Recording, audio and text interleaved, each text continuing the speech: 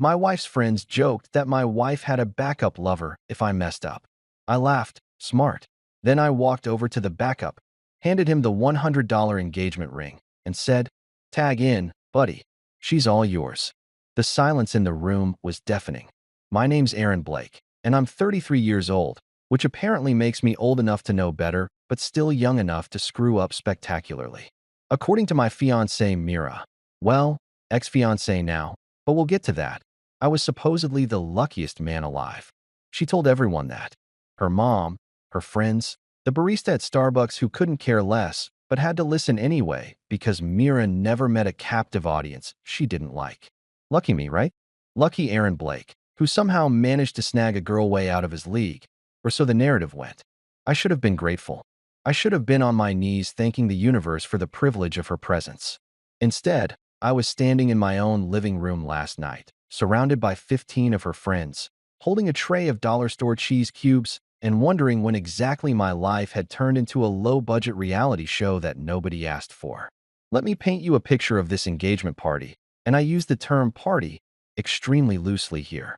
Mira had called it intimate when she pitched the idea 3 weeks ago, her eyes all sparkly and optimistic like she was planning something out of a Pinterest board.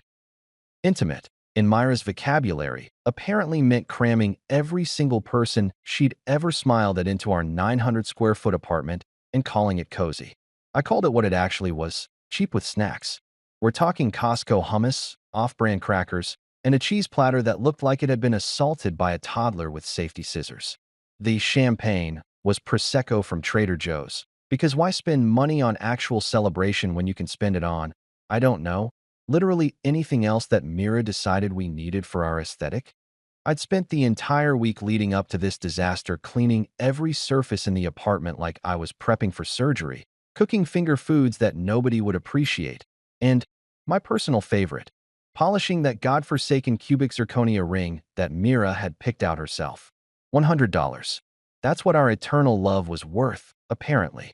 When I'd suggested maybe saving up for something a little more, I don't know, permanent, she'd hit me with that smile that usually meant I was about to lose an argument I didn't know I was having. "Babe," she'd said, touching my arm in that way that was supposed to be affectionate, but felt more like a handler calming down a nervous horse. "This is so us. It's authentic. It's our vibe." Our vibe, as it turned out, was poverty with good lighting. But sure, I went along with it, because that's what you do when you're in love, right? You smile and nod and pretend that spending $100 on compressed carbon makes you a modern couple instead of just broke and bad at planning. The party itself was exactly the kind of social nightmare I'd been dreading. 15 people, all hers, by the way, because apparently my friends weren't vibe appropriate for the occasion, filled every available corner of my living room, talking over one another about things I couldn't have cared less about if you'd paid me. Someone's new promotion, someone else's vacation to Tulum, a 30-minute debate about whether oat milk or almond milk was better for the environment that made me want to fake a medical emergency just to escape. I stood there the whole time like the world's most underpaid waiter, refilling drinks, offering napkins, smiling until my face hurt, and wondering if this was what the rest of my life was going to look like. Me, hovering on the edges of Myra's social circle, useful but not quite included. The thing about being engaged is that everyone suddenly has opinions about your relationship that they feel entitled to share. Myra's friend Jessica, yoga instructor, green smoothie enthusiast, definitely the kind of person who says namaste unironically, cornered me by the kitchen and told me how brave I was for locking down someone like Mira. Brave, like I'd wrestled a bear instead of just buying a cheap ring and asking a question.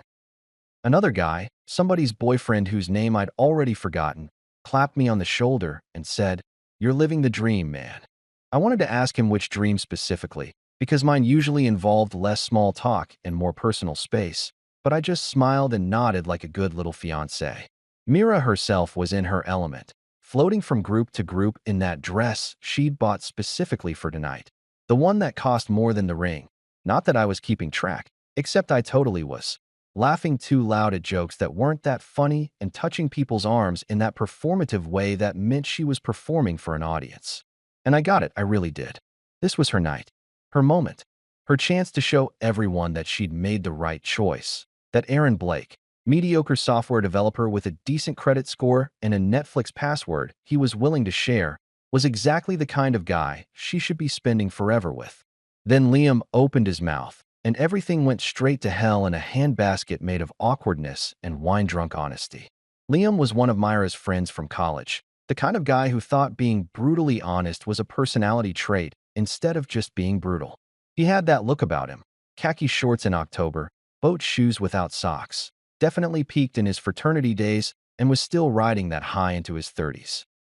He'd been drinking steadily since he arrived, which I'd been tracking because I was the one refilling his glass and wondering when he'd hit the point of no return. Apparently, that point was right around the time everyone started getting sentimental and somebody suggested we do a toast. Liam stood up, swaying slightly, his glass raised high like he was about to deliver the Gettysburg Address instead of a drunk speech at a cramped apartment party. Everyone quieted down, turning to look at him with those expectant faces people make when they think something meaningful is about to happen. Mira was beaming, her hand on my arm, probably expecting some heartfelt tribute to our love story or whatever. I was just hoping he wouldn't spill his drink on my carpet. "To Aaron and Mira," Liam announced, his voice carrying that particular volume that drunk people think is normal but is actually just loud. He grinned, looking around the room like he was about to drop the punchline of the century. Proof that love survives anything, even Myra's backup lover. The laughter that erupted, and it did erupt, like a volcano of social nightmares, was sharp enough to perform open-heart surgery without anesthesia. It sliced through the room, loud and bright, and absolutely devastating. People were doubled over, slapping their knees, raising their glasses in agreement like this was the funniest thing they'd heard all year. Maybe it was. Maybe I was the punchline nobody had bothered to warn me about. I froze, my hand still on my own glass, staring at Mira. This was the moment, right? The moment where she'd look horrified, where she'd shut it down, where she'd defend me or us or whatever the hell we were supposed to be. But she wasn't laughing. I'll give her that much. She was smiling. Not embarrassed. Not angry. Not even uncomfortable. Just smiling. Like this was all part of some script I hadn't been given, some inside joke that everyone was in on except me. And that was the moment, that exact, crystallized second of clarity, when I realized I wasn't the main character in my own engagement. I was the supporting role, the plot device, the guy who shows up, says his lines, and exists primarily to make someone else's story more interesting. I was the backup to my own life, and everyone in this room knew it except me. The laughter was still echoing in my ears when Liam decided that one verbal grenade wasn't enough for the evening. Apparently, he was going for a full-scale demolition of my dignity, and he had backup ammunition ready to go. He turned, swaying on his feet like a palm tree in a hurricane, and winked, actually winked, at this guy standing near the kitchen counter. Evan. Myra's friend, Evan. The so-called college buddy she'd always insisted was like a brother to her, which should have been my first red flag because nobody talks about their actual brother as much as Mira talked about Evan. Evan was one of those guys who looked like he'd been assembled in a lab specifically to make other men feel inadequate. Tall, symmetrical face, the kind of jawline that probably had its own Instagram following. He worked in finance, which meant he wore suits that cost more than my car payment and somehow made talking about interest rates sound like foreplay. Mira had introduced us about 6 months into our relationship at some brewery in Brooklyn where the beer cost $14 and came in glasses the size of shot glasses because apparently that's artisanal now. "This is Evan," she'd said, her hand lingering on his arm just a second too long. "We go way back." The way she'd said it, way back, had made my stomach twist even then, but I'd pushed it down because I was trying to be the cool boyfriend, the secure guy who doesn't get jealous of his girlfriend's male friends because that would be toxic masculinity or whatever. But right now, watching Liam wink at Evan like they were sharing some hilarious secret that I was the butt of, I felt my jaw tighten so hard I thought my teeth might crack. The muscle in my cheeks started twitching, that involuntary thing that happens when you're approximately 3 seconds away from either crying or committing a felony. "Come on, Evan," Liam said, loud enough that the entire room could hear, his arm extended toward Evan like he was presenting evidence in court. "You've always said if Aaron messes up, you're next in line." He said it like it was common knowledge, like this was something they'd all discussed at length, probably over drinks I wasn't invited to. at places I didn't know about. Next in line, like Mira, was a job opening, and there was a waiting list of candidates ready to submit their applications the second I screwed up. The room erupted again. More laughter, more clapping. Someone actually whistled like this was a sporting event, and Liam had just scored the winning point. My stomach flipped like a bad pancake on a dirty griddle. That sick, heavy feeling that starts in your gut and spreads outward until your whole body feels wrong. I looked around the room at all these people, Myra's people, who were laughing like this was the entertainment portion of the evening, like my humiliation was the dinner theater they'd paid admission for. Myra's hand was suddenly on my arm, her fingers digging in just slightly, and she leaned in close, her voice low and urgent.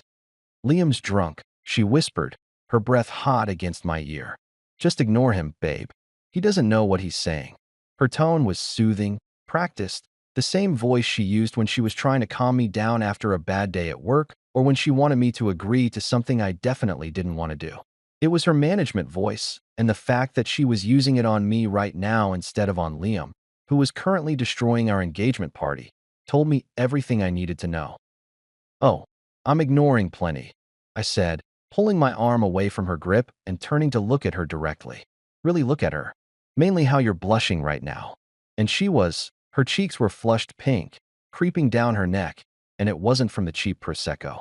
It was from being called out, from having whatever arrangement she had with Evan exposed in front of everyone, from the uncomfortable recognition that her backup plan was no longer a secret. She opened her mouth to say something, probably another placating lie, another "you're overreacting" or "you're being dramatic." But I was already standing up, pushing back from the couch with enough force that the coffee table screeched against the hardwood floor. The room went quiet, that sudden hush that happens when people sense that the entertainment is about to get really good or really uncomfortable, and they're not sure which, but they're definitely not leaving. I grinned. Not a happy grin. I grinned the way a person grins when they've just realized they've been playing a rigged game and they're about to flip the whole table over. I grinned just enough to make everyone in that room uncomfortable, to let them know that I was done being the punchline, done being the guy who smiles and nods and pretends everything is fine when it's clearly, catastrophically not fine. "Smart joke, Liam," I said, my voice carrying across the silent room. "Backup lovers. That's very practical, actually. Very modern. Who needs traditional vows and commitment when you can have a waiting list? It's like having a reserve parachute, right? Super smart planning." I could see people shifting uncomfortably now, their smiles fading, unsure if I was playing along or having a breakdown. Honestly, I wasn't sure either, but I was committed to finding out. I walked straight toward Evan, who had gone completely still, his drink frozen halfway to his mouth, his eyes wide like a deer that had just realized it was standing in the middle of the highway. He was trapped between the kitchen counter and the wall, and as I approached, I could see him calculating whether he could escape, but there were too many people in the way, and I was moving too fast. When I reached him, I pulled the ring box from my pocket. That stupid, cheap little box with the cubic zirconia ring that represented our vibe, and held it out to him like I was presenting a gift. "Tag in, buddy," I said, my voice cheerful, almost friendly, like I was doing him a favor. "She's all yours." The silence that followed was biblical. I'm talking Old Testament, pillar of salt, plague of locusts level silence. You could have heard a fruit fly gasp. You could have heard someone's eyelashes blink. The entire room had turned into a freeze frame. Everyone locked in place, their expressions ranging from shock to horror to barely suppressed glee at the drama unfolding in front of them. Myra's face had drained of all color, gone from flushed pink to ghost white in approximately 2 seconds. Her mouth was open, frozen in the middle of whatever protest she'd been about to make, and her eyes were darting between me and Evan like she was watching a tennis match played with her entire future. Evan himself had gone pale too, his polished finance bro composure completely shattered. The ring box sat in his hand. He'd taken it reflexively when I'd offered it, and he was staring at it like it might explode. Liam, the instigator of this whole disaster, nearly dropped his drink, Prosecco sloshing over the rim of his glass onto his boat shoes, and for once in his life, he looked like he regretted opening his mouth. I smiled wider, looking around the room at all these people who'd been laughing 30 seconds ago. "Relax, folks," I said, spreading my arms wide like a game show host revealing the grand prize. I'm just helping facilitate your little rotation plan here, making it official, streamlining the process. I turned back to Evan, who still hadn't moved, hadn't said a word. You've been waiting in line, right? Consider this your promotion. Congrats on the engagement, buddy. Hope you like cheap jewelry and surprise backup candidates. Then I walked to the door, my door, in my apartment, paid for by my paycheck, and opened it wide, letting in the cold October air and the sounds of the street below. I stood there, one hand on the doorknob, and gestured toward the exit like a bouncer at the world's saddest club. Party's over, I announced to the room. Exits this way. Please make your way through the shame. It's unavoidable, but try not to track it on the carpet. Nobody moved at first. They just stood there, looking at each other, waiting for someone else to make the first move, to break the spell. Then Jessica grabbed her purse, mumbling something about an early morning, and that was all it took. The dam broke, and suddenly everyone was moving at once, grabbing coats and bags, avoiding eye contact, filing past me toward the door like I was taking attendance at the funeral of my own relationship. 10 minutes. That's how long it took for the knocking to start. I'd barely had time to close the door behind the last departing guest, some guy whose name I never learned who'd muttered sorry, man, as he shuffled past me, before the inevitable began. Except knocking is way too polite a word for what was happening to my door. This was pounding. This was the kind of aggressive percussion that makes you worry about your security deposit and wonder if your neighbors are going to call the cops, because it sounds like someone's trying to break in with their bare fists. Myra's voice came through first, that particular pitch that sat somewhere between crying and fury, the emotional equivalent of nails on a chalkboard. Aaron, open this door right now. There was a thump, like maybe she'd kicked it or thrown her body against it. I couldn't tell. You embarrassed me in front of everyone. In front of everyone, Aaron. Do you understand what you just did? I was standing about 5 feet from the door, still holding the empty ring box in my hand, staring at it like it might contain answers to questions I hadn't figured out how to ask yet. The box was navy blue velvet, cheap material that tried to look expensive, and there was a little indentation where the ring had been sitting for the past 3 weeks. $100 of compressed carbon and broken promises. I snapped it shut and tossed it onto the coffee table, where it landed next to a half-eaten plate of cheese cubes that nobody had wanted. You can't just kick people out like that. Mira continued, her voice getting higher and more desperate. Those were my friends. My friends, Aaron. God, you are so immature.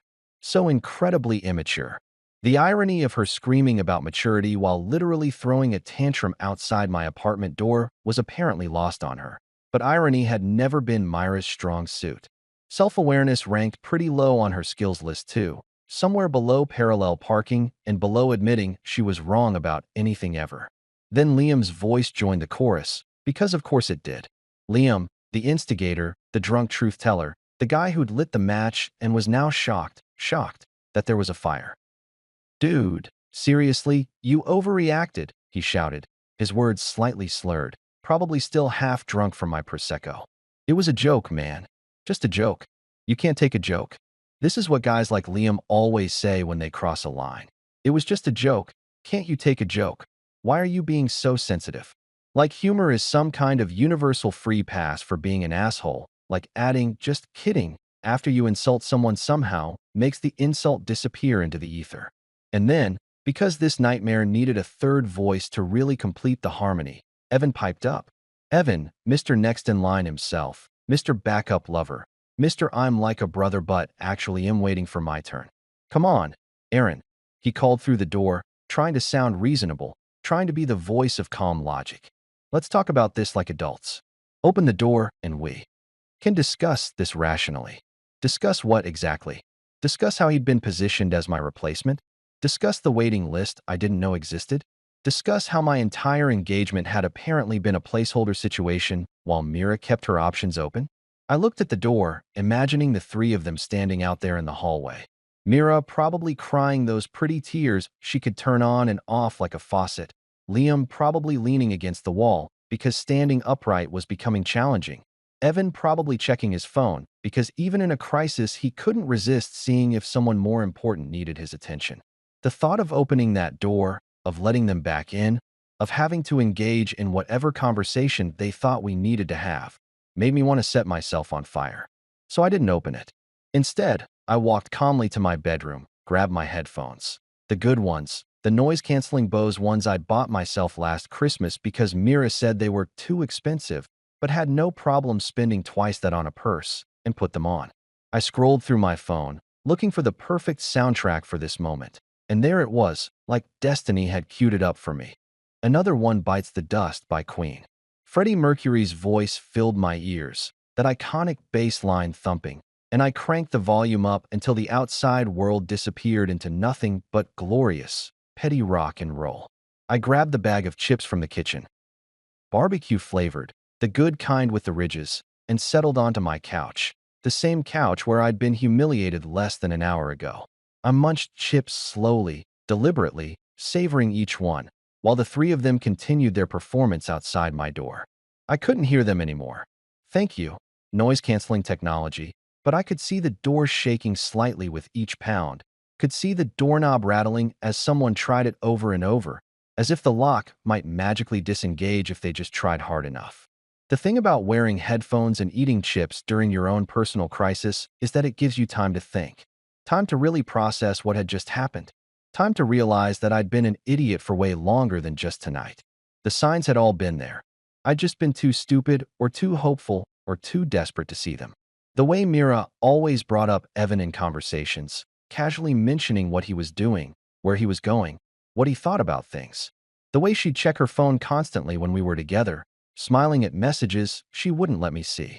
The way she'd started comparing me to him about 6 months ago, subtle stuff at first, like Evan says the best investment is real estate, when I mentioned putting money in my 401k, or Evan thinks that restaurant is overrated, when I suggested somewhere for dinner. I should have known. I should have seen it.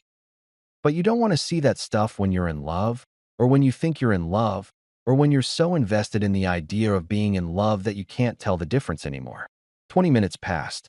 I know because I checked my phone after Queen transitioned into David Bowie, and Under Pressure seemed almost too on the nose for the situation. The door had stopped shaking. The hallway outside had gone quiet. I took off my headphones and listened. Nothing.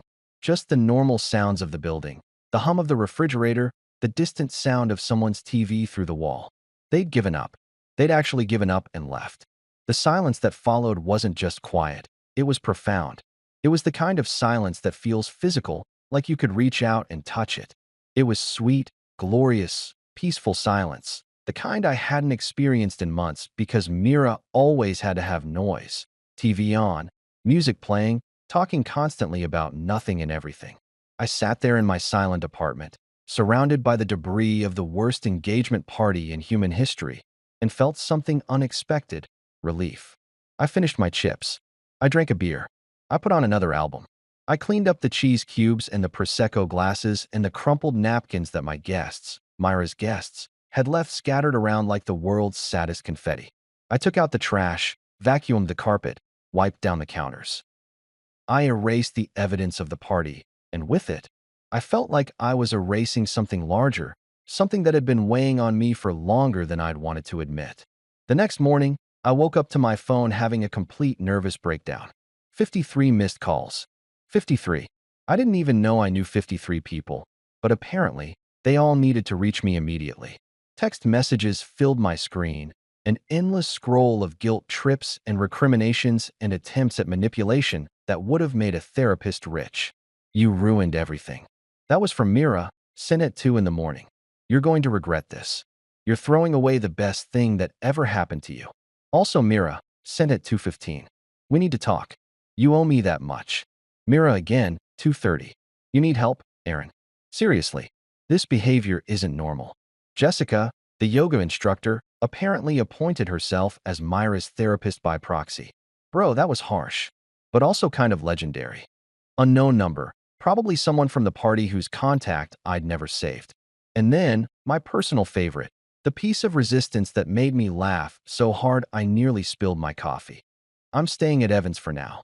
Hope you're happy. From Mira, sent at 6 in the morning. She was staying at Evans. At Evans' place. Mr. Next in line. Mr. Backup Lover.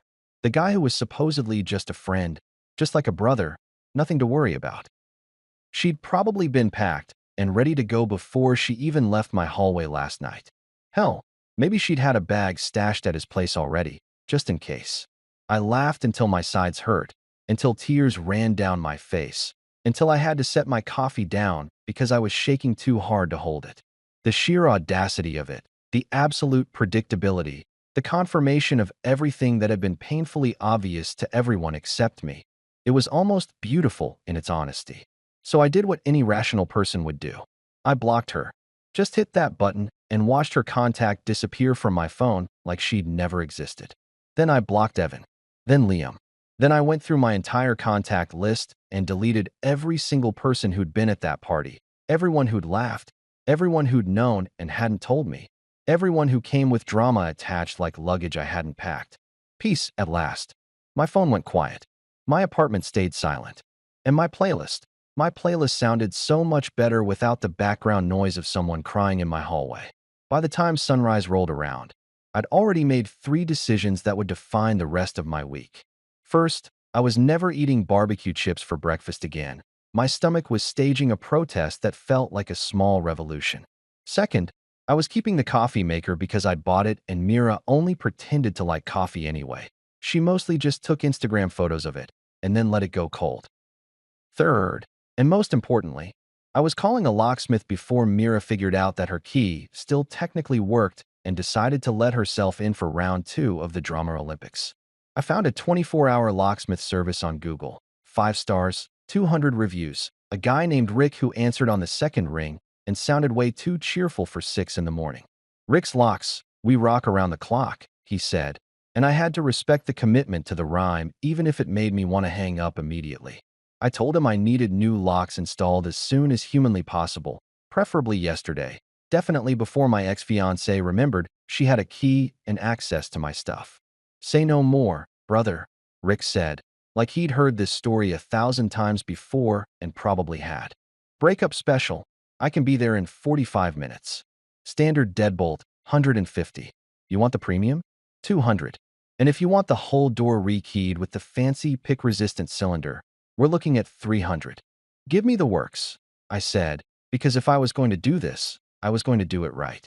$300 felt like a lot until I remembered that Mira had spent $400 on a throw pillow last month. A throw pillow, she'd said, was essential for the feng shui of the living room. The feng shui of a pillow. I should have known then that I was dating someone who lived in an alternate dimension where normal logic didn't apply. Rick showed up in 30 minutes, not 45, which immediately made him my new favorite person. He was exactly what you'd picture when you think locksmith at dawn. 50-something, thick Brooklyn accent, tool belt that looked like it had seen some things, and a coffee thermos the size of a small child. He took one look at my door, one look at my face, and nodded knowingly. "Rough night?" he asked. "Engagement party went south," I said. "Say no more." He patted my shoulder like a coach sending a player back into the game. "Let's get you fortified, my friend. Nobody's getting through this baby without your permission." And just like that, Rick became my therapist, my life coach, and my security consultant, all rolled into one guy with a drill and an understanding of human nature. Best $300 I ever spent.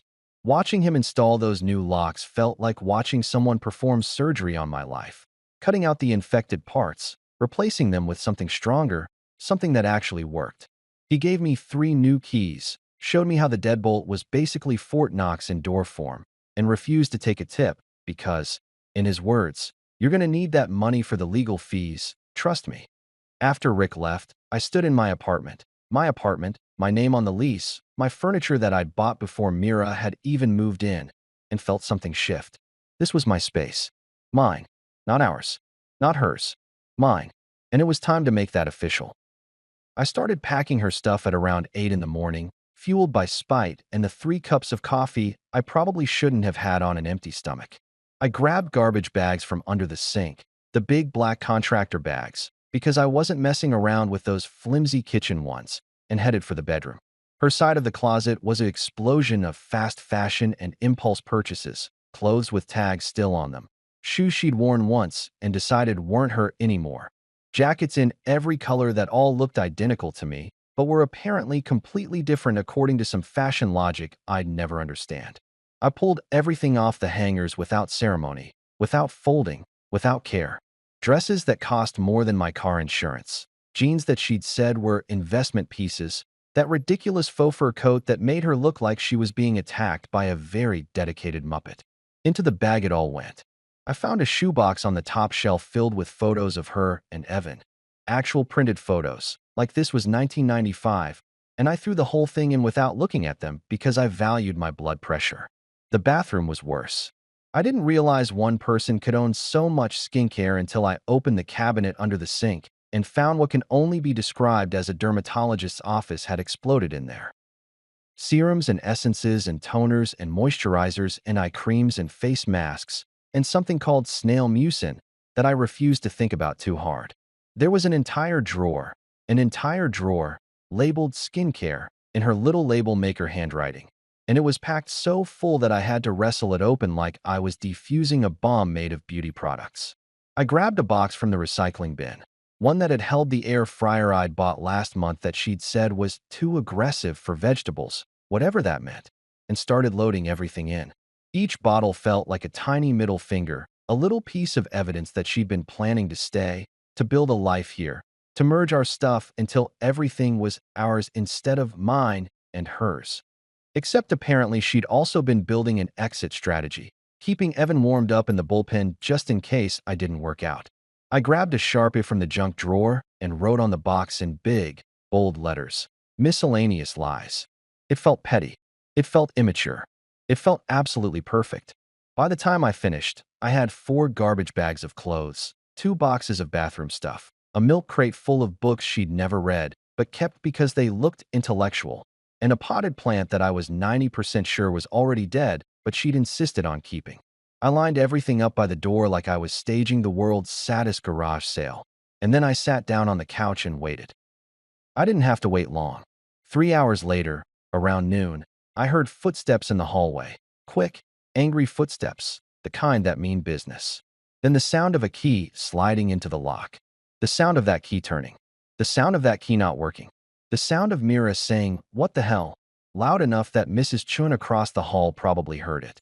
Then the knocking started. Not the pounding from last night. This was different.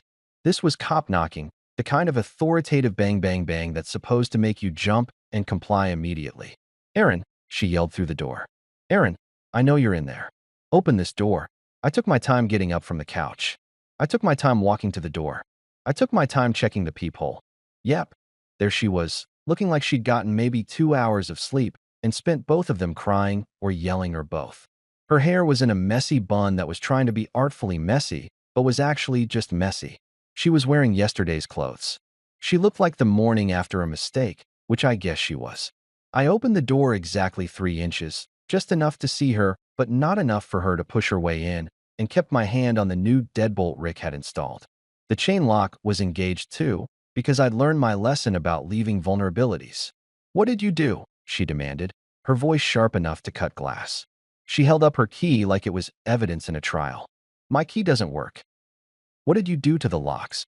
I smiled, the kind of smile that I'd been practicing all morning, the kind that said I was completely at peace with my choices. "Oh, that?" I said casually, like I was discussing the weather. "Yeah, I upgraded my security settings. The old system had a bug, kept letting in malware and viruses. You were glitching pretty hard, so I had to do a hard reset." Her face went through several emotions at once: confusion, anger, understanding, more anger. "You changed the locks?" "You changed the locks on our apartment."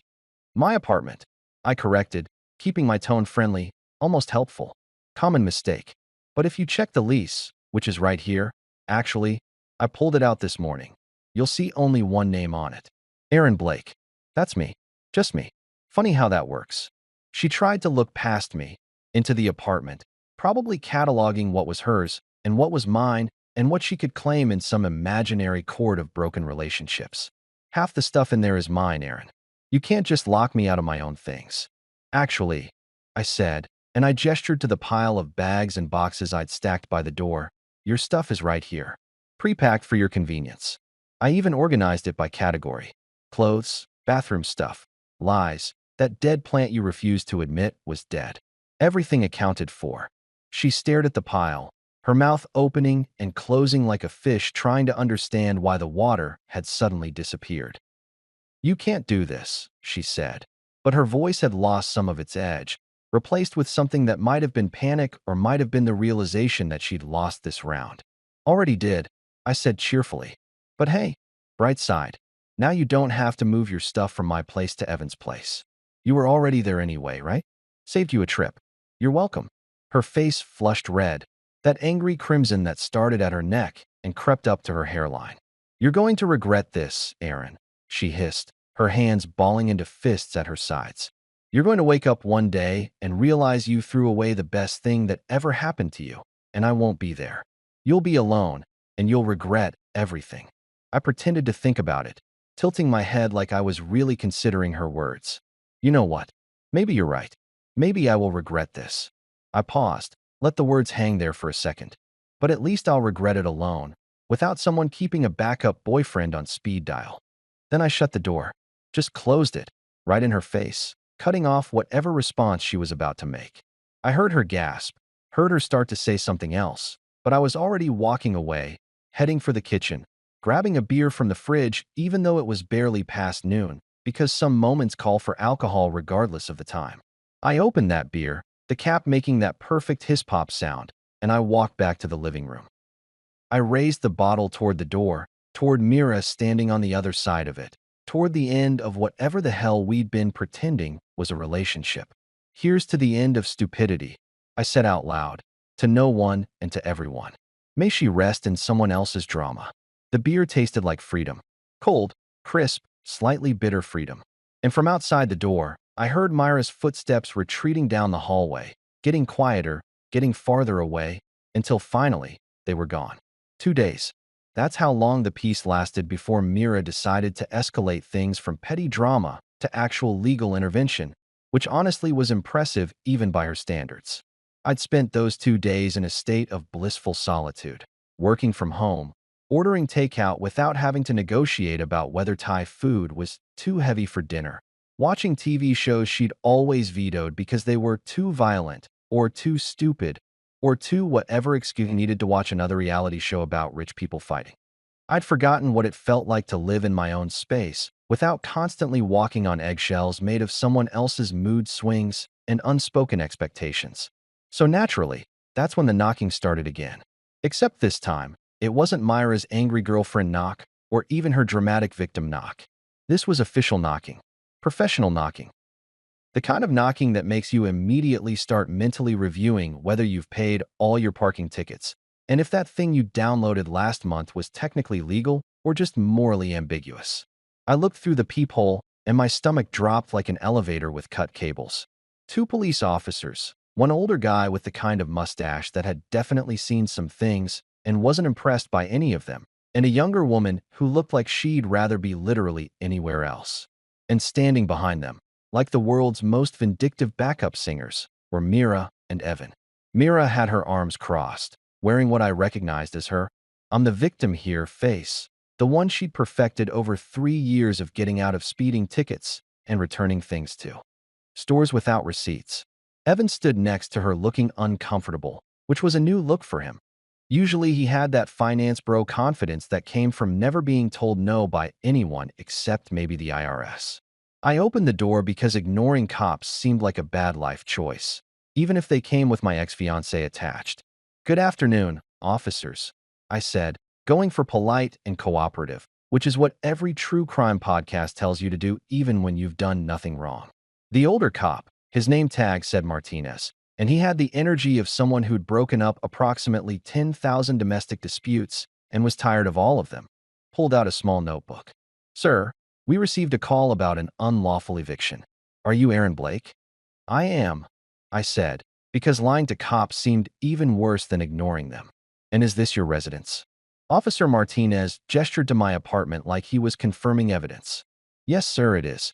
My name's on the lease. I pay the rent. I even paid the security deposit, which I'm probably never getting back, because the landlord's going to claim normal wear and tear was actually intentional damage. But that's capitalism for you." The younger officer, Rodriguez, according to her name tag, looked like she was trying not to smile. Martinez just sighed the sigh of a man who knew this call was going to take longer than his break would allow. "Ms. Chun here claims you locked her out of her home and are withholding her property. MS." Chun. I looked at Mira, eyebrows raised. Is that what we're doing? Formal names? Okay, cool. Well, Officer Martinez, Miss Chun and I were engaged until approximately 2 days ago when I discovered she had a backup boyfriend waiting in the wings like an understudy in the world's worst Broadway show. I gestured to Evan, who had the decency to look at his shoes. That's him, by the way. Evan, the understudy. He's in finance. Sir, we're not here to mediate relationship issues, Martinez said, his tone suggesting he'd heard every version of this story and they all ended the same way. We're here because she claims you illegally evicted her. She wasn't evicted because she was never legally a tenant, I said, and I turned back into my apartment, grabbing the lease from where I'd left it on the coffee table because I'd somehow known, that this exact situation was coming. I handed it to Martinez. One name. See, just Aaron Blake. No Mira Chun. She stayed here sometimes, kept some stuff here, but she never paid rent, never signed a lease, and definitely never contributed to the security deposit that I'm never getting back. Martinez studied the lease while Rodriguez looked over his shoulder. Mira made a noise that sounded like a strangled cat. That's not fair, she protested. We were engaged. We were building a life together. You can't just use technicalities. Technicalities like legally binding documents? I interrupted, smiling sweetly. Those technicalities? The ones that hold up in actual court. Ma'am, Martinez said, handing the lease back to me. This residence is registered solely to Mr. Blake. Unless you have documentation showing you're a legal tenant, we can't force him to allow you access. Myra's face was doing that thing where it cycled through emotions faster than a slot machine. Shock, anger, betrayal, more anger, and finally landing on desperate. But my stuff is in there. My clothes, my furniture, my chair. Her voice cracked on the word chair like it was the most important thing in the universe. I already gave you your stuff. I reminded her, leaning against the doorframe. Remember? 2 days ago? Big pile of bags and boxes. You left them in the hallway and Mrs. Chun across the hall was complaining about the fire hazard, so building maintenance threw them out.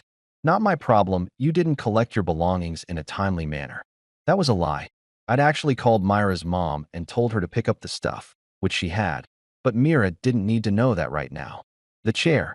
Mira practically shrieked. My ergonomic chair? The one for my back. It cost $700. Oh, that chair, I said, like I'd just remembered it existed.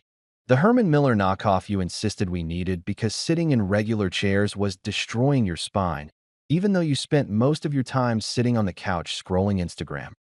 It's mine. I need it. I have back problems. She was getting shrill now, that pitch that made dogs in a 3-block radius start howling in sympathy. Ma'am, please calm down, Rodriguez said, her hand moving slightly toward her belt in that way cops do when they're preparing for a situation to escalate. Sir, does she have property still inside the residence? Well, I said slowly, enjoying this way more than I probably should have. There is a chair. But see, here's the funny thing about that chair.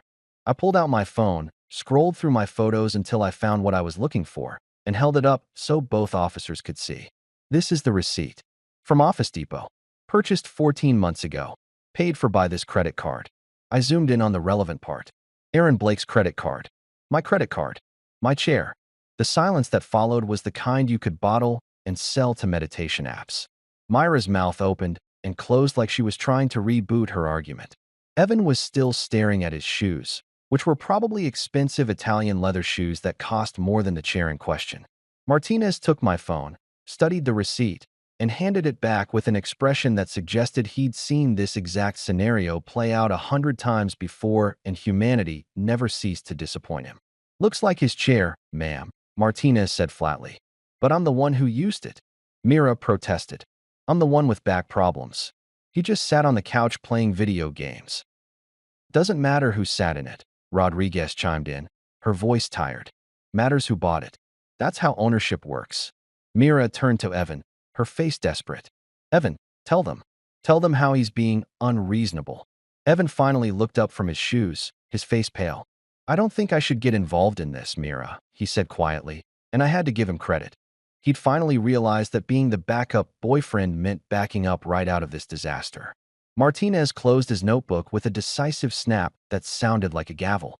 Mr. Blake, Is there any property in your residence that legally belongs to Miss Chen? And I'm talking legally. Purchased by her, documented as hers, not just things she used. I pretended to think about it, tapping my chin. You know what? There might be a few things.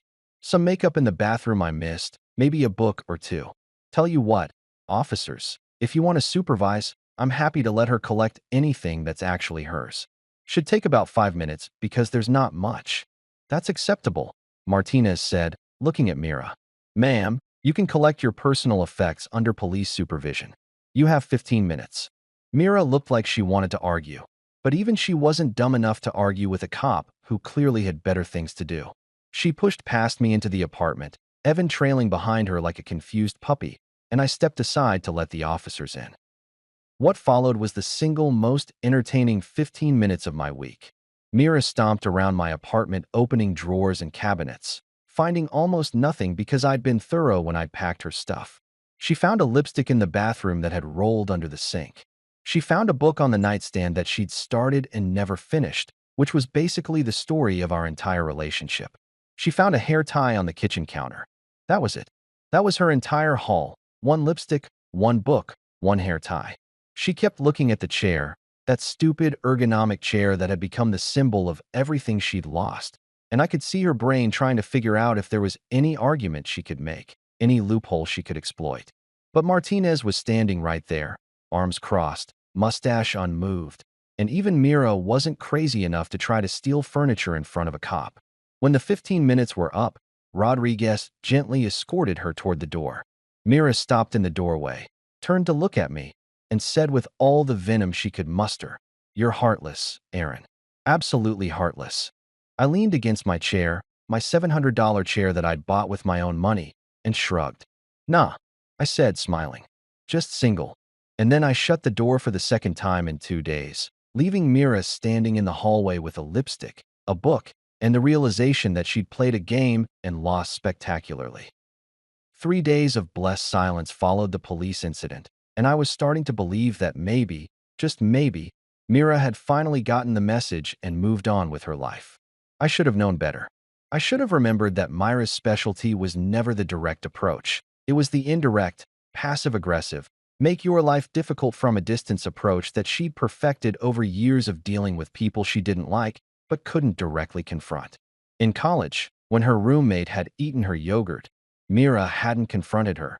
She'd left anonymous notes in increasingly aggressive fonts until the roommate moved out. When a coworker had gotten a promotion she thought she deserved, Mira hadn't complained to HR. She'd started subtle rumors about the woman's qualifications until everyone questioned whether she was really qualified at all. Mira didn't fight with fists or even with words most of the time. She fought with whispers and implications and the kind of strategic manipulation that would make Machiavelli take notes. So when my phone rang at 2 in the afternoon on a Thursday and the screen showed Mrs. Lopez landlord, I should have known immediately that Mira had found a new angle of attack.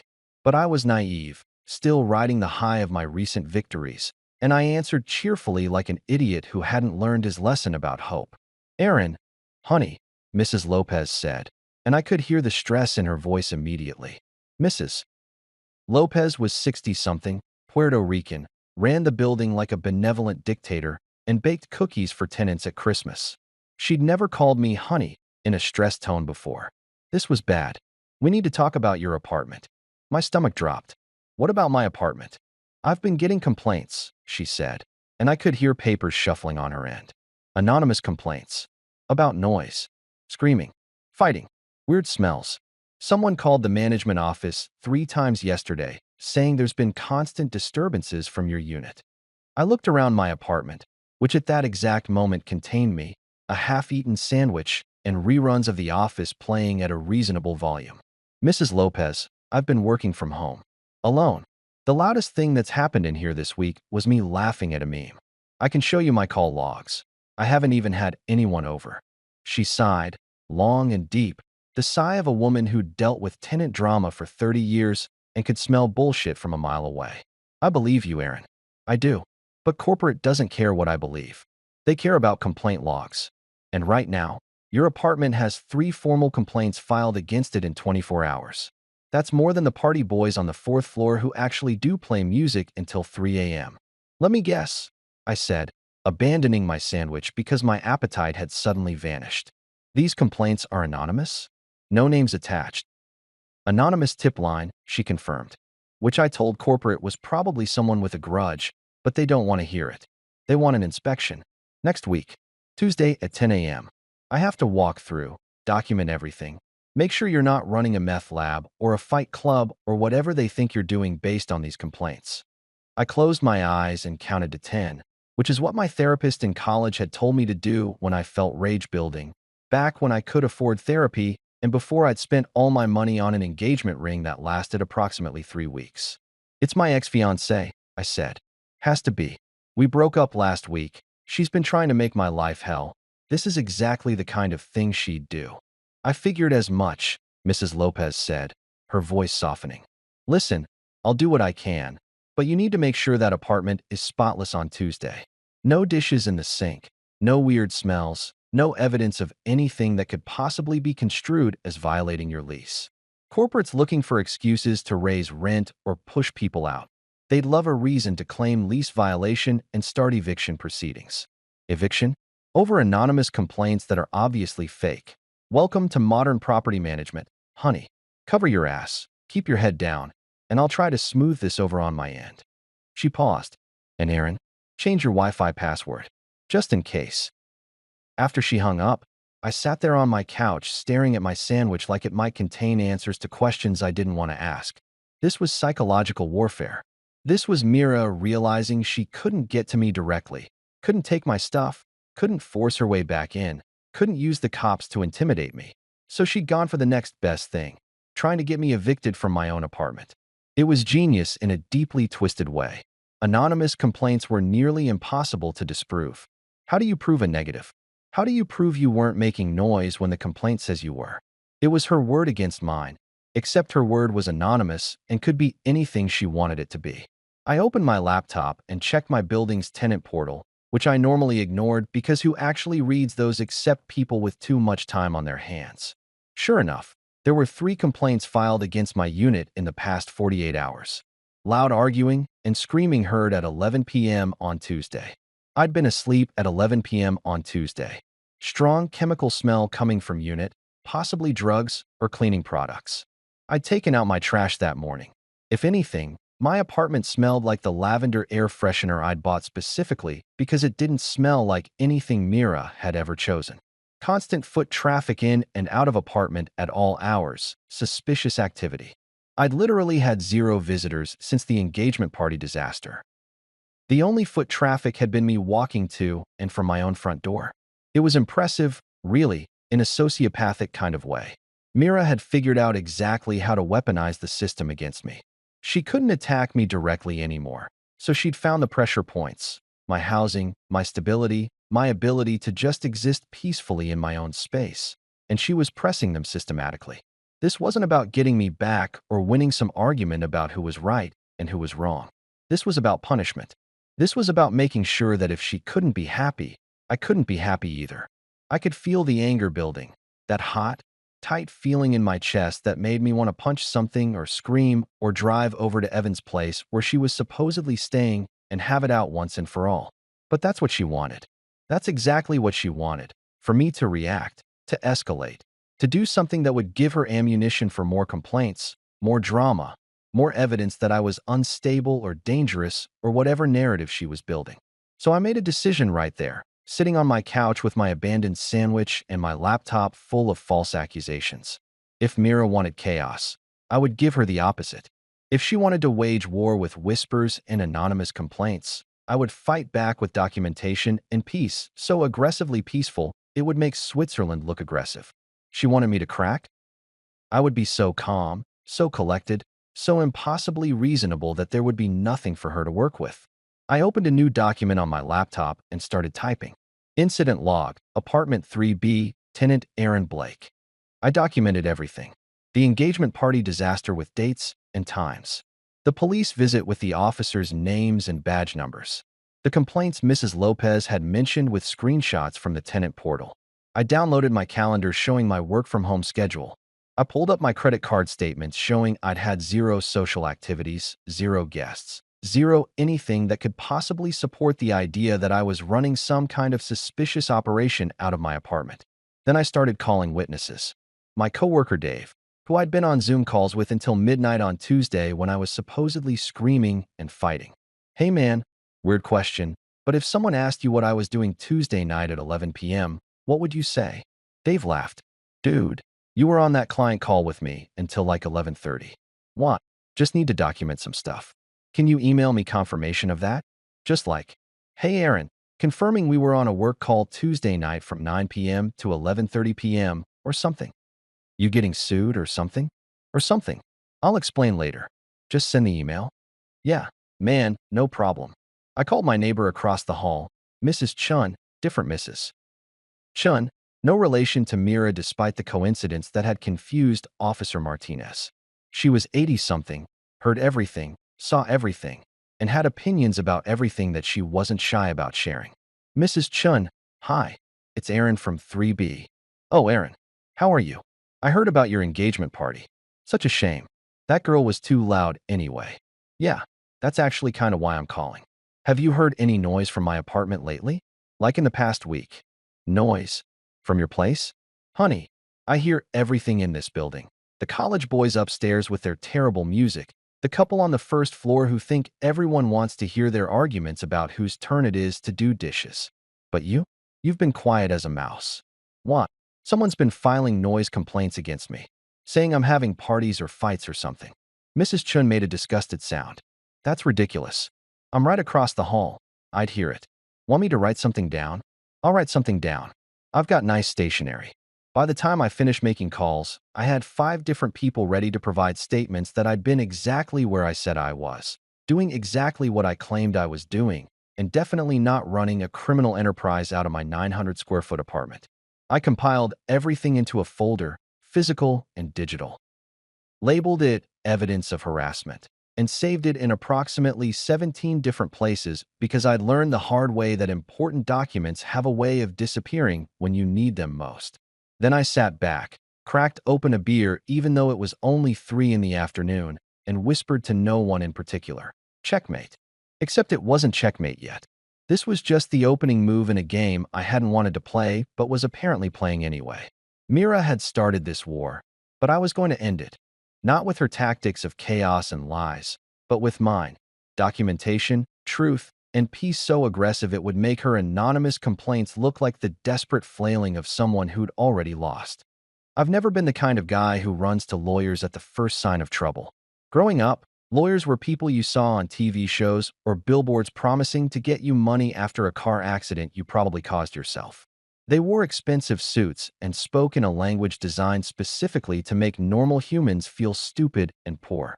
But sitting there in my apartment with a beer at 3 in the afternoon, staring at a folder full of evidence that my ex-fiancé was actively trying to ruin my life through systematic harassment and potentially get me evicted from my own home, I realized that maybe, just maybe, this was exactly the kind of situation that required someone who spoke fluent legal intimidation. I started Googling lawyers for crazy ex-girlfriend harassment New York, which probably wasn't the correct legal terminology, but it was accurate. And after scrolling past about 15 ads for divorce attorneys and 3 for criminal defense lawyers, that made me wonder what kind of internet history Google thought I had. I found a website that looked professional without being pretentious. Rivera Law Group, Civil Litigation and Harassment Cases. The guy in the photo looked like he could be someone's cool uncle, mid-40s, nice suit that wasn't trying too hard, smile that suggested he'd heard every ridiculous story imaginable and was ready to hear yours too. I called the number, expecting to get a receptionist who would schedule me for some time in 2027 after I'd already been evicted and was living in my car, but instead, an actual human male voice answered on the second ring. Rivera Law Group, this is Trent Rivera speaking. His voice had this quality that can only be described as calm confidence with a side of subtle smugness, like he already knew he was going to win whatever case you were calling about and was just waiting for you to catch up to that reality. Hi. My name is Aaron Blake, and I need help with, well, it's complicated. My ex-fiancé is filing false complaints against me trying to get me evicted, and I don't know if that's illegal or just really petty, or both? Both, Trent said immediately, and I could hear him already typing. Tell me everything. Start from the beginning. Don't leave anything out. And yes, the part you think is too embarrassing to mention is probably exactly the part one need to hear. So I told him everything. The engagement party disaster with Liam's drunk toast about backup lovers. The ring box I'd handed to Evan in front of 15 mortified witnesses. Mira pounding on my door while I ate chips and listened to Queen. The police showing up with her, and Evan demanding entry to my own apartment. The chair drama, and the receipt I'd saved like I was preparing for litigation without knowing I was preparing for litigation. And finally, the anonymous complaints that had started appearing like clockwork, clearly designed to make my life hell and potentially cost me my housing. Trent listened to all of it without interrupting except to occasionally say, hum, or, oh, that's good, when I mentioned documentation I'd saved, which made me feel like maybe I wasn't completely incompetent at this adulting thing. When I finished, there was a pause, and then he said something that made me like him immediately. Your ex-fiancé is what we in the legal profession call a piece of work, and what I personally call Tuesday. You deal with this kind of thing often? Brother, if I had $1 for every time someone's ex tried to weaponize the system to make their former partner's life miserable, I could retire to a beach in Thailand and never look at another case file. Lucky for you. I find these cases deeply satisfying. There's nothing I enjoy more than shutting down retaliatory harassment with legal paperwork so thorough it makes people reconsider their life choices. I was pretty sure I'd just fallen in platonically professional love with my lawyer. We scheduled an in-person consultation for the next morning, and I showed up at his office in Manhattan at 9 a.m. sharp with my folder of evidence, my timeline of events, and the desperate hope that someone with actual legal authority could make this nightmare stop. Trent's office was exactly what I'd hoped for. Professional, but not intimidating, with degrees on the wall that proved he knew what he was doing, but also a bobblehead of Ruth Bader Ginsburg on his desk that suggested he had a sense of humor about the whole legal system. He spent 2 hours going through everything I'd brought, occasionally making notes in handwriting so terrible it could have been a doctor's prescription, asking questions that made me realize he was 3 steps ahead of whatever Mira might try next. Did she ever contribute to rent? No. Is her name on any utility bills? No. Did she have mail delivered to your address? Just magazines she never read. Do you have any written communication where she acknowledges the relationship is over? I pulled out my phone and showed him the text where she'd said she was staying at Evans, plus about 40 other messages that ranged from angry to manipulative to straight-up threatening. This, Trent said, holding up my phone like it was the Holy Grail, is beautiful. She's documenting her own harassment. People always do this. They can't help themselves. They're so convinced they're the victim that they create a written record of them victimizing you, and then act surprised when it's used against them in court. So what do? Trent smiled, and it was the smile of a man who was about to ruin someone's day with the power of proper legal formatting. We draft a cease and desist letter that's so comprehensive, so detailed, so absolutely bulletproof that when she receives it, her immediate response will be to call a lawyer of her own, who will read it and tell her to stop everything immediately before this gets expensive. What followed was a masterclass in professional passive aggression disguised as legal correspondence. Trent typed while I watched, occasionally asking me to confirm details or provide exact dates. And what emerged was a thing of beauty. 3 pages of single-spaced legal language that managed to be simultaneously polite and absolutely terrifying. The letter opened with a formal identification of the parties involved. Me as the victim of harassment, Mira as the primary perpetrator, and Evan and Liam as contributing participants in the defamation and emotional distress.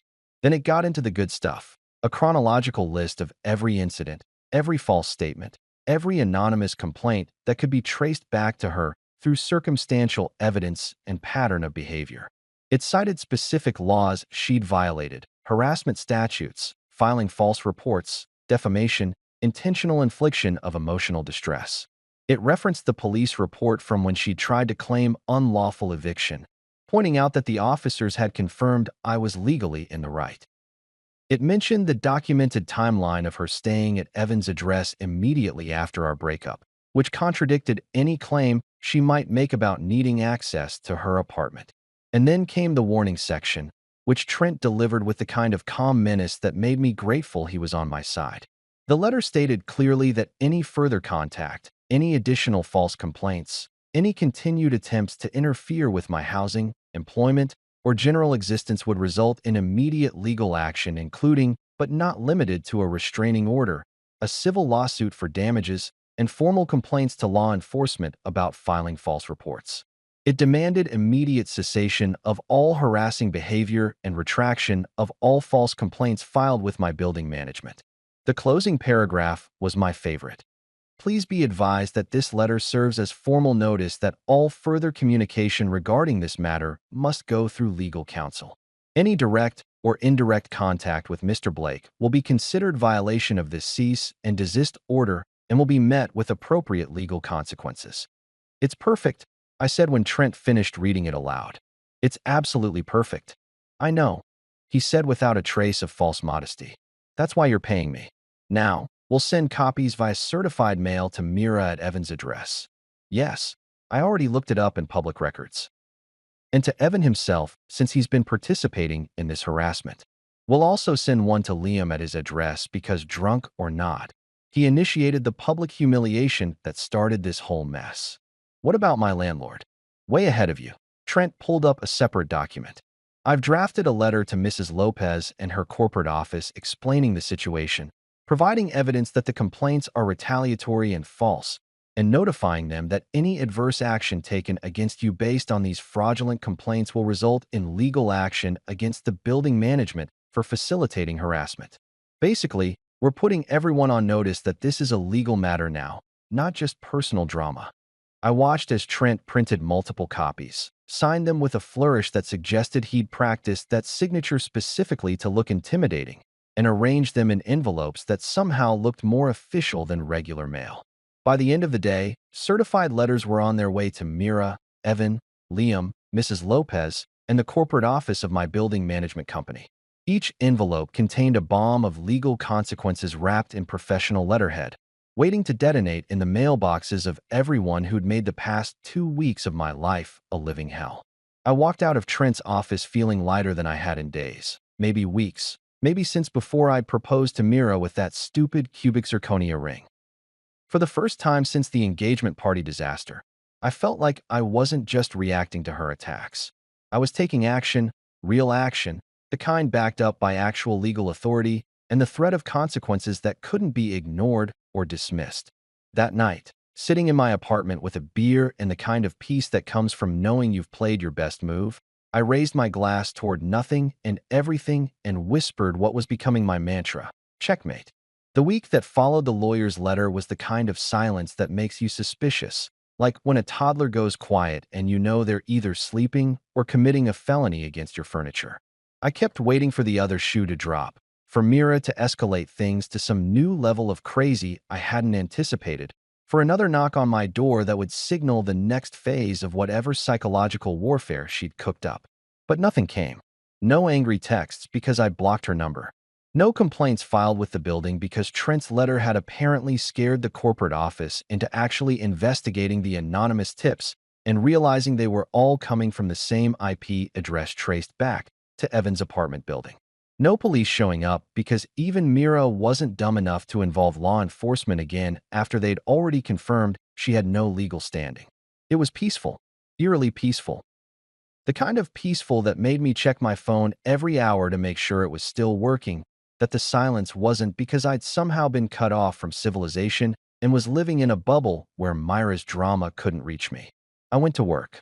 Well, I logged into work from my couch because remote jobs are the greatest invention since antibiotics, and nobody bothered me. I ordered takeout and ate it while watching whatever I wanted without someone complaining that my TV choices were too lowbrow or not intellectually stimulating enough. I slept through the night without stress dreams about engagement parties or backup lovers or ergonomic chairs that cost more than my monthly grocery budget. So naturally, that's when my phone buzzed with a text from an unknown number, because the universe has a sixth sense of timing and probably enjoys watching me suffer for entertainment purposes. The text was short, almost painfully so, like someone had agonized over every word and still couldn't figure out how to make it sound less pathetic. Hi, it's Evan. I stared at my phone for a solid 30 seconds, trying to process the sheer audacity of Mr. Next in Line, Mr. Backup Boyfriend, Mr. Finance Bro with the expensive shoes reaching out to me like we were old friends who'd just lost touch and needed to catch up over coffee. What could he possibly want? What combination of circumstances had led him to think that texting me was a good idea, a smart move, anything other than a spectacularly bad decision that would end poorly for him? The second text came through before I could formulate a response. I'm done. She's crazy. Sorry for everything. And there it was, the inevitable conclusion that anyone with half a brain could have seen coming from a mile away. Evan had gotten his chance to be the main character in Myra's relationship drama, had stepped up from understudy to leading man, and had apparently discovered what I'd known for 3 years but had been too invested to admit. That Mira was exhausting, manipulative, high maintenance, and absolutely not worth the effort it took to maintain the illusion that everything was fine. I could picture it so clearly it was almost cinematic. Evan, thinking he'd won some prize by getting Mira to stay at his place, quickly realizing that staying at his place meant she'd basically moved in without asking and had started rearranging his furniture to achieve better feng shui. Mira, who never met a personal boundary she couldn't steamroll, probably going through his phone, questioning his female coworkers, making passive-aggressive comments about his apartment being too bachelor Y and needing a woman's touch. The fights that would have started over stupid things. Where to eat dinner, what temperature to keep the thermostat, whether his friends were good enough for her elevated social circle. And finally, the realization that he'd been in love with an idea of Mira, not the actual person, and the actual person was kind of a nightmare to live with for more than a long weekend. I felt something unexpected wash over me, and it took me a second to identify it. Not anger, not satisfaction, not even schadenfreude, though there was definitely a little bit of that mixed in there. It was pity. I actually felt sorry for Evan, who'd been so convinced that the grass was greener, that Mira and I just weren't compatible, and he would be different, he would be better, he would be the one who could make it work. And now he was discovering what I discovered, that some people are only tolerable in small doses, and Myra's maximum recommended dosage was about 3 hours with breaks for breathing. But pity doesn't mean I was going to let him off easy. I typed out my response carefully, making sure it hit exactly the right note of dismissive yet cutting.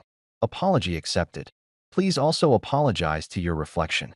I hit send, watched the message turn from delivering to delivered, and then immediately blocked his number before he could respond with whatever justification or explanation or plea for understanding he'd probably prepared. I didn't need to hear it. I didn't need his version of events or his attempt to bond with me over our shared experience of dating the same difficult woman. I just needed him gone from my phone, my life, and my mental real estate that he was taking up rent-free. The next day brought a different kind of surprise, the kind that starts with your phone ringing from another unknown number and you debate not answering it because unknown numbers are either scammers trying to reach you about your car's extended warranty or people from your past who should stay there. But something made me answer. Maybe curiosity, maybe stupidity, maybe the same instinct that makes people slow down to look at car accidents even though they know it's going to be disturbing. Hello, Aaron. This is Henry Lewis. The voice was older, professional, with the kind of carefully modulated tone that came from decades of being the reasonable person in the room. It took my brain exactly 3 seconds to place it. Myra's dad. I'd met him exactly twice. Once at a family barbecue where he'd grilled me about my career prospects and retirement planning, and once at Christmas where he'd given me a book about personal finance that I'd never read. He was a CPA, liked golf, drove a Lexus, and had opinions about the stock market that he'd share whether you asked or not. Mr. Lewis, I said, because even in the middle of a breakdown of his daughter's relationship, some habits of politeness die hard. How can I help you? His voice was smooth, practiced, the tone of someone who'd made a career out of convincing people to see things his way. Aaron, I'm calling about a delicate matter.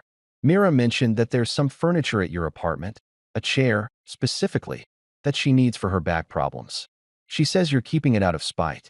I had to admire the framing of that sentence. Not furniture she left behind, or furniture she claims is hers, but furniture that she needs, as if medical necessity somehow created ownership. And keeping it out of spite, as if the chair hadn't been purchased with my credit card, delivered to my apartment, and used by me for the first 6 months before Mira decided her back hurt and commandeered it for herself. Oh, the chair, I said slowly, like I was just remembering it existed. The $700 Herman Miller knockoff from Office Depot that I purchased with my credit card 14 months ago, the one I showed the police the receipt for when they came to my apartment? That chair. There was a pause, the kind where you can hear someone recalibrating their approach mid-conversation. Yes, well, regardless of who purchased it, Mira has been using it, and she has legitimate back problems. Surely we can work something out? I'd be willing to reimburse you for half the cost. Half? I laughed, couldn't help it. Mr. Lewis, with all due respect, that's not how ownership works. I bought the chair. It's my chair. If Mira wants it, she can buy it from me for the full purchase price. Another pause, longer this time. I could picture him sitting in his home office with the mahogany desk and the law degree framed on the wall, even though he was an accountant, not a lawyer, trying to figure out if I was serious or negotiating. You want her to buy her own chair back from you? It's not her chair. It never was her chair. It's my chair that she happened to sit in a lot. And yes, if she wants it that badly, she can Venmo me $700 and I'll will it out to the curb for pickup. Otherwise, it stays where it is, in my apartment, under my ass while I work. The silence that followed was so profound, I actually checked to make sure the call hadn't dropped. Then, finally, let me call you back. He hung up, and I sat there feeling petty and vindicated in equal measure. Was I being ridiculous about a chair? Probably. Was the chair worth $700 of spite? Absolutely not. Was I going to stand my ground anyway because this had stopped being about furniture and started being about principle? You're damn right I was. 10 minutes later, 10 minutes, which meant Mr. Lewis had called Mira, they'd argued about it, and he'd decided it was easier to just pay me than to deal with his daughter's drama. My phone chimed with a Venmo notification. $700 from Henry Lewis. The notes section said simply, "For the chair."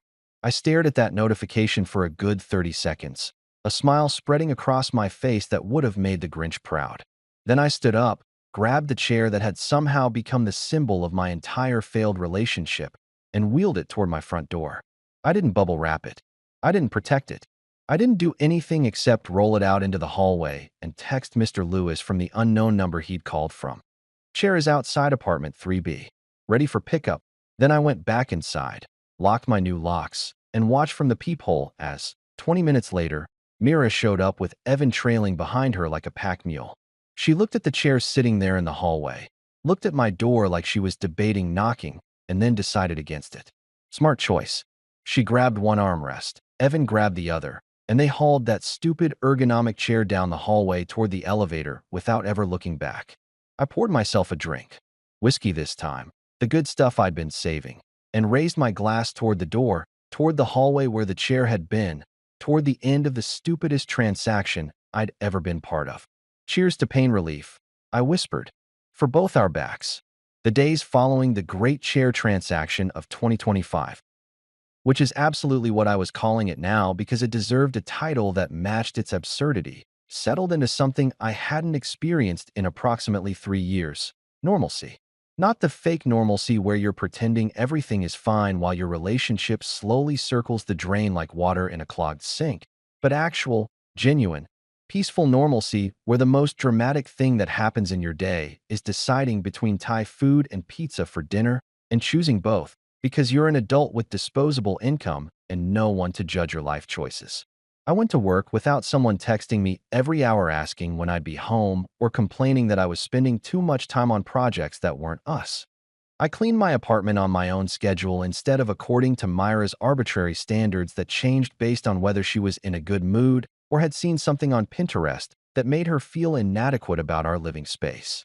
I bought groceries without having to navigate the minefield of Myra's constantly evolving dietary restrictions that ranged from nothing processed to only organic, to we're doing keto now, to actually carbs are fine, but gluten is poison, depending on what wellness influencer she discovered that week. It was glorious. It was peaceful. It was everything I hadn't realized I'd been missing because I'd been too busy trying to be the perfect boyfriend/fiancé to notice that I'd stopped being myself somewhere along the way.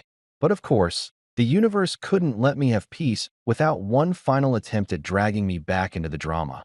because apparently my life was a TV show that needed to wrap up all its loose plot threads before the season finale.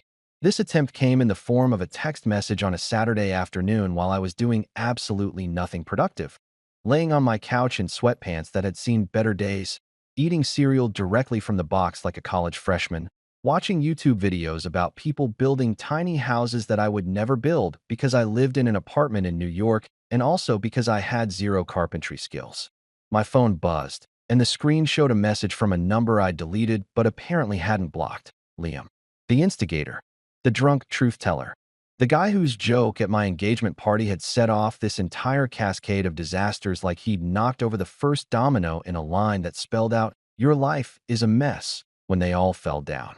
The text was short and reeked of someone who'd been told by multiple people that they needed to apologize but didn't actually understand why.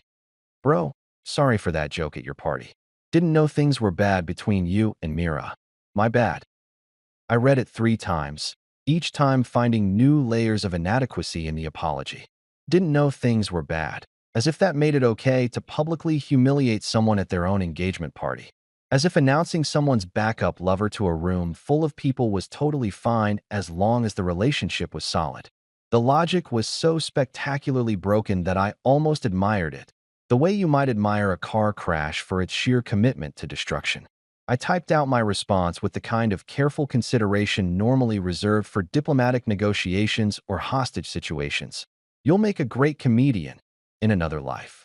Then, before I could overthink it or convince myself to be more diplomatic, I hit send and immediately deleted his contact information for real this time, blocking the number with the kind of finality usually reserved for breaking up with someone or canceling a subscription service that's been charging you for months for something you don't use. I didn't need Liam's half-assed apology that blamed ignorance instead of taking responsibility. I didn't need to maintain social connections with people who thought public humiliation was acceptable entertainment as long as you were drunk enough to have an excuse. I didn't need anyone in my life who couldn't understand basic human decency without someone explaining it to them like they were a toddler learning not to hit other kids on the playground.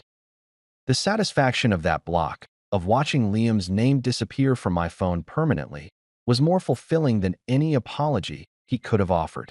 It was closure, real closure, the kind that comes from deciding that some people don't deserve space in your life, and actually following through on that decision instead of just thinking about it.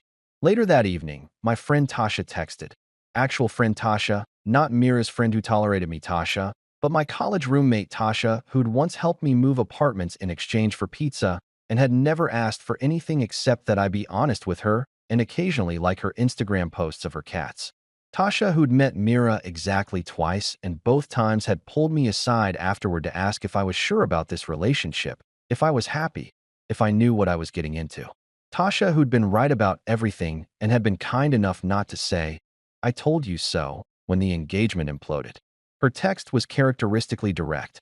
FYI, heard through the grapevine that Mira and Evan broke up. Apparently, she's a nightmare to live with. Shocked. Absolutely shocked. The sarcasm was so thick I could have spread it on toast. I laughed out loud. Actually laughed until my sides hurt, and I had to set down my phone because I was shaking too hard to type a response. Mira and Evan had broken up. Mr. Next in line, Mr. Backup Lover, Mr. I've always said if Aaron messes up I'm next had gotten his shot at the title and had apparently discovered that winning the prize meant dealing with everything that came with it. The mood swings, the constantly moving goalposts of acceptable behavior, the ability to turn any minor disagreement into a 3-hour discussion about communication styles and emotional availability. How long had it been? 3 weeks. Maybe 4 since the engagement party. Evan had lasted approximately 1 month as Myra's official boyfriend before tapping out, which meant he'd survived less time than it takes to establish residency in most states. The backup plan had failed spectacularly, imploded faster than our engagement had, and I felt a surge of vindication so strong it was almost physical. I typed back to Tasha. Backup Lover couldn't survive the trial version. Huh? But he didn't even make it to the premium features. Did he at least get a participation trophy? Tasha's response came immediately. He moved to Boston for work. Took a job offer he'd been sitting on specifically to get away from her. That's not a breakup. That's a tactical retreat. Boston.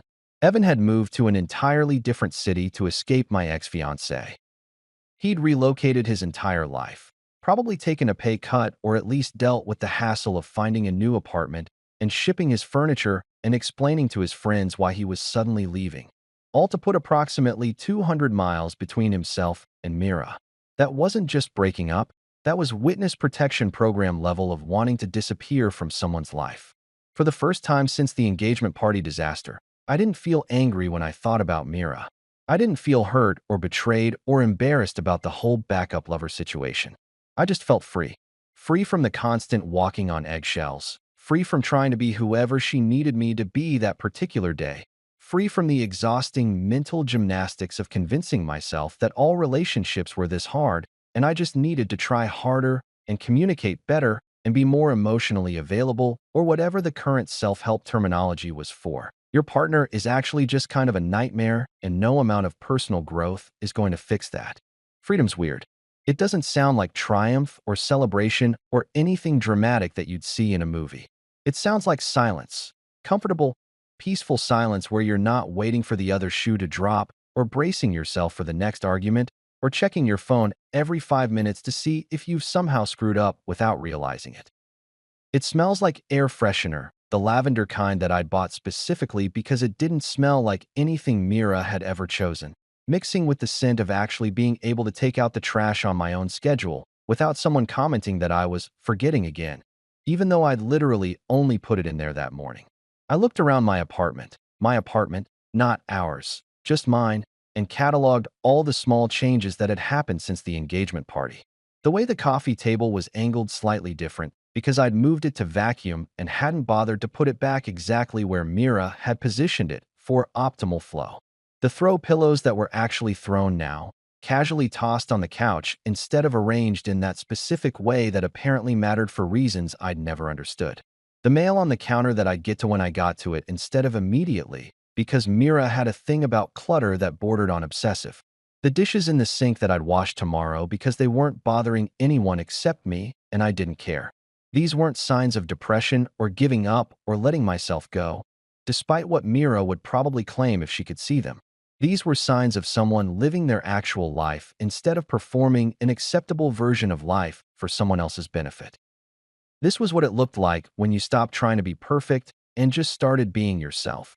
Even if yourself was kind of messy and ate cereal from the box and didn't always remember to put the throw pillows back exactly right. I grabbed my phone, opened my music app, and put on the same Queen playlist that I'd listened to while Mira pounded on my door that first night. Another One Bites the Dust filled my apartment, and I turned it up loud enough that Mrs. Chun across the hall probably heard it, but not so loud that she'd complain because I was still trying to be a decent neighbor despite everything. I raised my mostly empty beer bottle toward nothing and everything. Toward Mira and her failed backup plan. Toward Evan fleeing to Boston like he was escaping a natural disaster. Toward Liam and his inadequate apology. Toward everyone who'd laughed at that engagement party and probably felt awkward about it now. To freedom, I said out loud, my voice competing with Freddie Mercury's vocals and winning only because I was closer to my own ears. To peace. To throw pillows that don't have to be perfect. To dishes that can wait until tomorrow. To not having a backup lover because I don't need a backup of anything anymore. The silence that followed. Well, not silence because the music was still playing, but the metaphorical silence, the absence of drama and chaos and constant crisis management, wasn't awkward this time. It wasn't concerning or suspicious or the calm before the storm. It was just peaceful, perfectly, wonderfully, boringly peaceful, and I was going to enjoy every second of it. 3 weeks later, I was cleaning out my nightstand drawer. You know, that junk drawer everyone has that's filled with old receipts, random chargers, and life decisions you'd rather forget, when I found it. The ring. That stupid $100 cubic zirconia symbol of my monumentally bad judgment, still sitting in its navy blue velvet box like a tiny monument to failure. I pulled it out and held it under the afternoon light streaming through my window. It sparkled, which was impressive considering it was basically fancy glass pretending to be a diamond, much like my relationship had been fancy dysfunction pretending to be love.